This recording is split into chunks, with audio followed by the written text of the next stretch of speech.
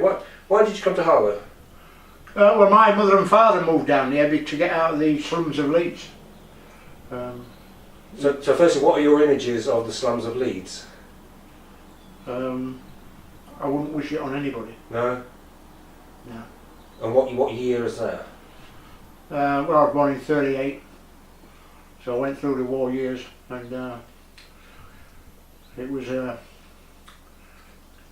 small street with 8 houses, 8 families, and no inside toilets, no hot water in the houses, 2 toilets at the end of the road for 8 families.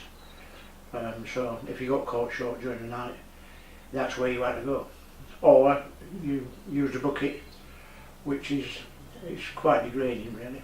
Looking back on it, I didn't think about it at the time, but so that was, the thing was I was sort of starting the apprenticeship. So when my father came down here to do a job in Walthamstow, and he heard about this town, so he sort of got onto that, and when he came to move, I came down to see what it was, and I really didn't fancy losing my apprenticeship to come down. I've never even heard of anything that comes even close to what Harlow was work-wise in those days. The variety was just absolutely incredible, you know, and there was just jobs everywhere. There just really was jobs everywhere, and I mean, you had big companies, you know, Johnson Matthys, Greaves and Thomas, Thompson's, Pegasus for the painted stuff for Fords, Cyclax perfume for all the women, Key Glassworks, Somervic's, AEI, Standard Telephones. It just went on. I could go on, but it just there was, and then out of it all there was a tiny little place on, I don't know what Edinburgh Way, actually on Edinburgh Way, as you go in. I think there's a car showroom there now, I think. But it was called the Nursery Workshop, and they made all handmade toys for children. And you had to see it to believe it. You know, it was so nice to see that sort of thing going on. So where was your first job? My first job? In Harlow. Oh, blimey. Cossers, I think. Yeah. And what did you do there? I was a screw sheet metal worker. And so, explain a little bit about what that means, you know, that actual job. Because there are quite a lot of jobs I'm coming across that people actually don't know what they means anymore, which I guess that's history, isn't it? Well, it's fabricating parts for the electronic industry, medical industry, aircraft, out of sheet metal. Various shapes. Obviously you've got to be able to do the geometrical development to see if it's round at the top and square at the bottom. You have to sort of develop that pattern to be able to sort of form it into that shape, and that was Cossers was all electronic, so it was sort of like the inside of these electronic cabinets. It was all fairly straightforward stuff really. But it was a good job. They looked after you there. The conditions were good, the pay was good. Yeah, and then I went to a firm called Van Dyke's, which was, you would have enjoyed them because there were 3 ex-film directors that had set up an engineering, and they had, I don't know, probably about as much idea of running a business in engineering than the man in the moon, I think. But they were lovely people. You know, there really was. And the manager, his wife was the scenery director. I'm not sure whether it was the Moot House Plays. It might well have been, but it was some local thing like that. And he used to come in on a morning, and he used to walk past you, and he used to say, "Oh, by the way, can you do me 12 Spanish helmets out of aluminium or whatever?" And you had to sort of develop the helmet and make. That was instead of working for profit for the firm, you was making 12 Spanish helmets for the motorhouse players. You know, so that's what I'm saying about the. But yeah, there were good days. There were good days, the early days in Harlow. I think sadly, I think it's deteriorated quite badly. In what way? I think there was a lot of sort of togetherness in the early days because everybody came in and they didn't have anything. You know, they were coming out of furnished rooms and whatever. So it was all new and you sort of really didn't have anything. But now, they don't seem to care anymore. I'm not saying all of them, you know, but we've got, I told Ian we've got a situation down the bottom of the street here where we've got some drug people and it just tarnishes the whole idea of a town, I think, but that's just my personal opinion. Yeah. We'll come to 2017 in a minute. If we just go back to that period of Van Dyke, so where were you living at that point? Where were I living? Carlton Mead. Okay. So you've always been around this part of town? You know, Yeah.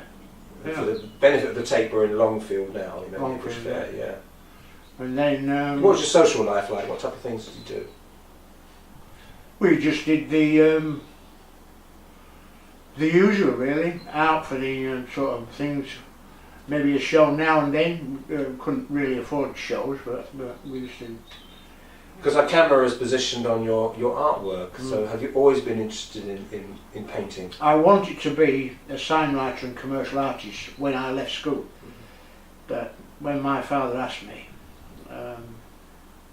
I told him that, and he just looked at me, being a really dour Yorkshireman, and said, "You want to be what?" And I said it again, but quiet. And he said, "You will be an engineer, same as I was, same as I am, same as my father was. That's what you'll be." And being fair to him, I've had a good living out of it. You know, I have had a good living. So. After Van Dyke's? So what? Yeah, after Van Dyke's. Van Dyke's court planner. So long ago. Van Dyke's. I think I went self-employed contracting, I think. Working Southend Airport. I worked for, I did a contract at Anley Pages, worked on the Vulcan bomber. And various other planes, jet streams, and that took me on to where I finished all my working life, really, aircraft. Right. And then I went to Filton, worked on the Concorde, and it was just get as much money as I could for the wife and children. And your wife and children enjoy living here in Harlow?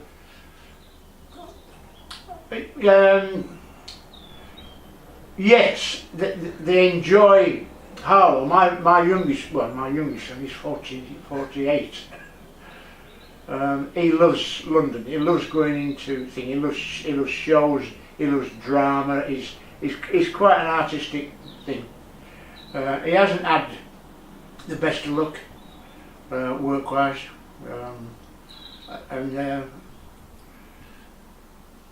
Yeah, he's fine. He does voluntary work at the Age UK. He's been there for about 18 months now. Does about 4 or 5 days a week. So, and the other one, he's a skill sheet metal worker. He works at Letchworth doing prototype car pieces. The grandson, I got him a job as an apprentice electrician. He's done his thing, done his time, got his qualifications. Well, we've gone back. We've got to go back. So that's all right. Don't worry about it. I think then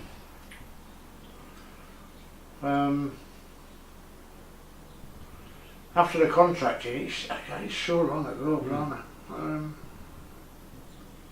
I can remember the early bits because I can remember how it was, but the actual working, it was a job. There wasn't really.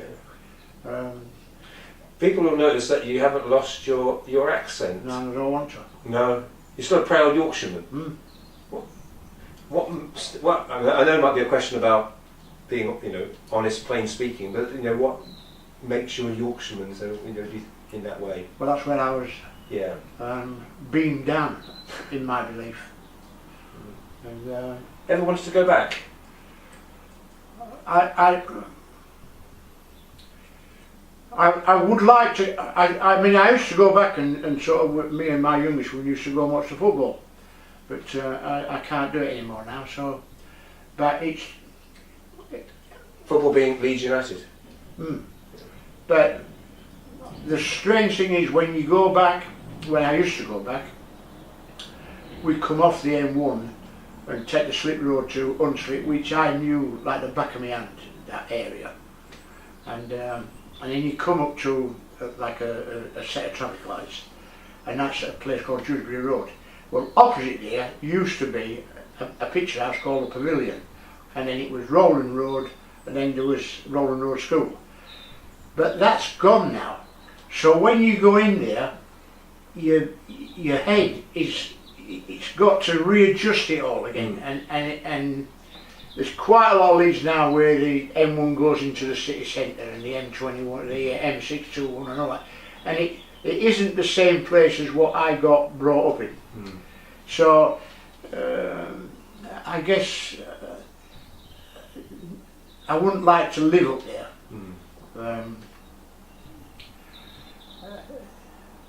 I'd like to sort of visit a couple of times before I sort of get took away, sort of thing.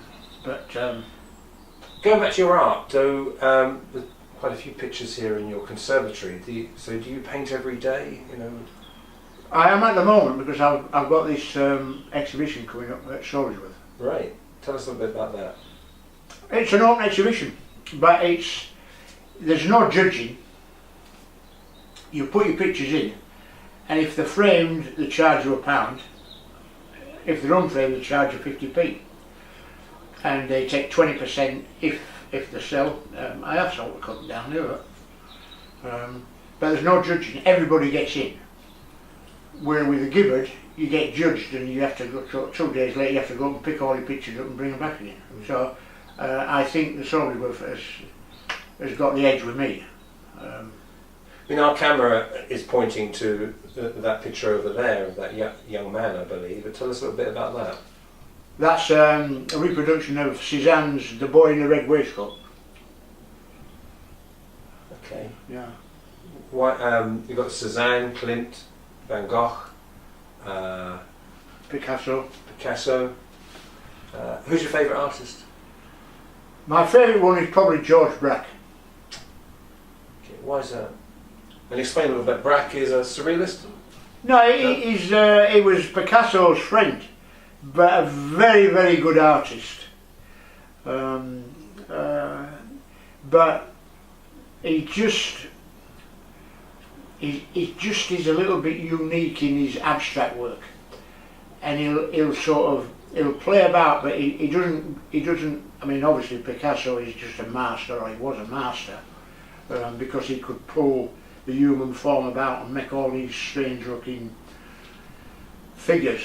But Braque he just seems to keep more reality into the abstract work, and I quite like him. I think he did a lot of Fauvism at one stage, and they are excellent. They just are excellent pictures to look at. The colours and there's the abstraction in it, and he just is a very, very top. I mean, I just like it. It's, And do you do any other work apart from reproductions? Do you? Oh yeah, I'm doing a couple. It's a bit of a. It's not a Picasso, but it's me. But there's 2 or 3 of them going into the Shoresworth. Right. So yeah, I've got a. But you don't, concluding, and we'll take ourselves up to here to 2017, you don't feel Harlow is what it was? Do you think it's a bit frayed around the edges, do you? Frederick Gibbard came back now, what do you think you would say? I would tell him off. And why is that? Because I think for a man to have so much grey matter, which I'm absolutely positive beyond doubt that he had, very clever man. I think when I've sort of inquired about things like the traffic and the parking and what have you, I got told it's the master plan. The plan was one car for every two families. And on the face of it, that sounds okay. But at that time, the 1950s, the British car industry was at its height in production. It really was churning millions of cars out, badge cars, and I think he was clever enough. He should have realised where they were all going to go to. They certainly weren't going to all go abroad. So for one car for two families in a new town that was building, and there was children, I just felt that I'm surprised he was that little bit short-sighted. So when you hear of future plans for Harlow on the table at the moment, whether it's Gilston or Gildon Way, Latham Priory, Sumners, or the new junction, do you have your concerns that history is going to repeat its mistakes again? Well, I mean, if the people that are going to are responsible for sort of designing it all, they should have learnt a lesson, because everybody you speak to says that the parking in Harlow is horrendous. So that should filter up to the council and above. I won't get political, but it would be a waste of time telling Robert Alfon, because he wouldn't take any notice of you whatever, because it doesn't affect him. And unfortunately, you have to say the same about Frederick Gibbard, because I've been over to his house and done some art classes there when my wife was alive, and take it from me, he never had any trouble parking. He had room to spare. Whereas, as I said, the population, there's quite a lot of elderly people, and there's a lot of young mums with pushchairs, and they have to walk in the road because of the cars parked on the pavement. So what's the solution now? Well, sadly, and I mean this, sadly, I think whilst we all appreciate the green space, we have really got to look and say it's 2017 and needs must. I'm not saying concrete it all, because I wouldn't like that thing, but there is little schemes that you could do where this, I mean, there's 20 houses in this square here that haven't got a front to them, and have all got two cars each. So there's 40 cars with nowhere to park other than the pavement. So you think to yourself, no, it's not good. It's not good.